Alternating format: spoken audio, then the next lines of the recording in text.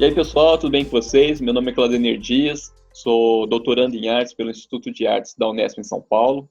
Eu sou Francine Cunha, sou professora do Instituto Federal do Rio de Janeiro, campus Resende. Vamos lá, então. Vou falar um pouquinho para vocês sobre o nosso artigo, que se chama O Desenho como Território de Hibridações.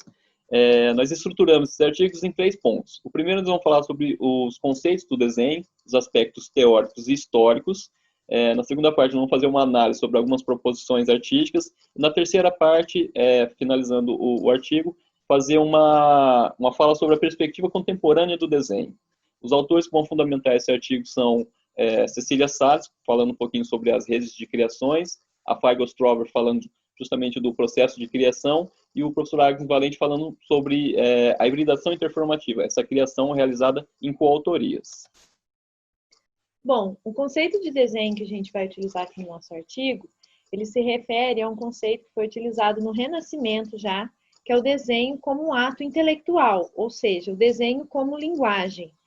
A transmissão de uma ideia por meio de códigos específicos, no caso, os elementos visuais do desenho, o ponto, a linha, a forma, e se libertando um pouco desse estereótipo de que o desenho seja feito no papel, com lápis, sempre essa característica de esboço, né, de rascunho. Então, a gente vai resgatar um aspecto do desenho, que é um aspecto dele ser o protagonista nas proposições, e diferente dessa perspectiva que também foi feita no Renascimento, de que o desenho seria só utilizado como esboço, não seria uma obra final. Então, essa análise sobre as proposições, nós pegamos como tema esses elementos da visualidade, então a luz e sombra, a linha, e esses trabalhos eles deveriam ser protagonistas dentro dessas produções. E aí nós utilizamos como exemplo, estímulo, referência para essas proposições, a Edith Derdick, Regina Silveira, Rosana Paulino e o Leonilson. Bom, esse é um dos trabalhos que foram realizados. A proposta era pensar a linha dentro de uma proposta artística, de uma poética. O artista, ele apresentou um objeto como desenho, e esse objeto ele era feito com bambu e barbante, e depois, repensando nessa produção, ele registra esse objeto por meio da fotografia, fazendo, então, uma hibridação, né? Que seria a linguagem do objeto com a fotografia. E aí também agregando outros elementos, a própria sombra do objeto e tudo mais. Bom, a gente tem aqui também uma segunda produção desses artistas, que seria um desenho feito sobre o pó de café, ou seja, uma linha efêmera, e o artista ele vai registrar por meio da fotografia, e eles também vão reelaborar a poética dessa imagem, utilizando uma montagem no computador. Essa artista tinha como foco pensar a luz e sombra dentro do processo do desenho. Então, ela pega uma flor, projeta várias posições de luz sobre essa flor e registra as sombras. Ou seja, ela está pensando a questão da luz e sombra que envolve o desenho. Então, a sombra projetada, a sombra difusa, os degradês.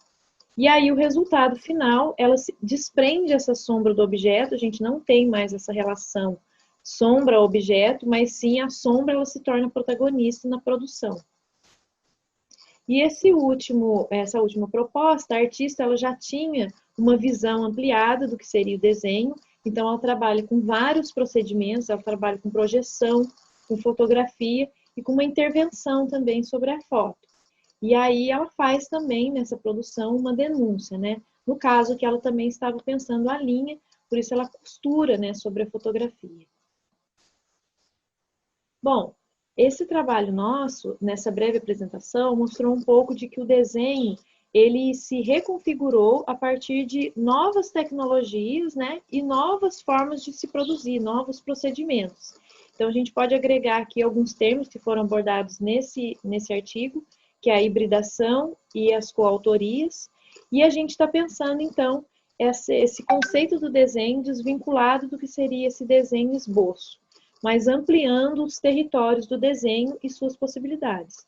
Pode ser que nas produções o resultado não seja chamado de desenho, pode ser chamado de instalação ou de assemblagem, enfim, mas a produção principal ela é sempre pensada como desenho.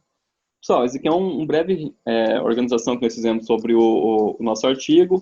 e esperamos que a gente possa discutir e pensar um pouquinho mais sobre essa produção, e a gente se vê até lá na ANPAP, tá bom? Valeu, até mais. Obrigada. Tchau, tchau.